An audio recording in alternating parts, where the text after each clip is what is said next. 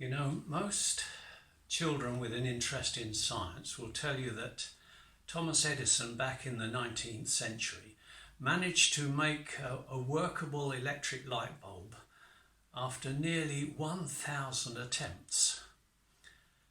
And it was also alleged that shortly afterwards Edison was asked by a cynic, how does it feel to fail 1,000 times? To which he answered, I didn't fail 1,000 times. It simply took me 1,000 steps. Yet it still required Edison, with help from his associates at the Franklin Institute in America, to pursue in total about 3,000 different ideas and techniques to develop the light bulb into a practical, commercially viable item. Now, this may seem to us a ridiculous amount of time and effort to make, but tenacity, perseverance and patience are essential if we're to move towards achieving almost every worthwhile goal. Very few things actually work acceptably the first time round. There's a story in Luke 18 where Jesus describes a woman who would not stop badgering a local judge to obtain justice in her dispute. And this is what the NIV Bible says about this. It says this: Then Jesus told his disciples a parable to show them that they should always pray and not give up. He said, in a certain town there was a judge who neither feared God nor cared about men.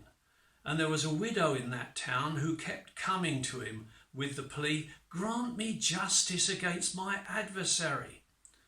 And for some time he refused. But finally he said to himself, even though I don't fear God or care about men, yet because this widow keeps bothering me, I will see that she gets justice, so that she won't eventually wear me out with her coming. And the Lord said, listen to what the unjust judge says. And will not God bring about justice for his chosen ones who cry out to him day and night? Will he keep putting them off? I tell you, he will see that they get justice, and quickly. Jesus uses this brief story to demonstrate how important it is and how essential it is to maintain persistence in prayer. We should pray and not give up.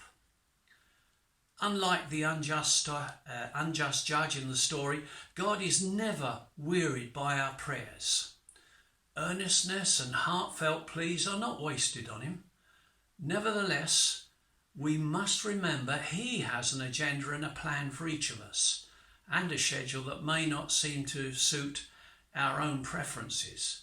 But he nonetheless instructs us to keep on praying. So whether you are concerned for a prodigal child, the health of a loved one, your job, maybe your marriage, or even the rapid eradication of coronavirus, ensure you bring God into the equation and keep on praying.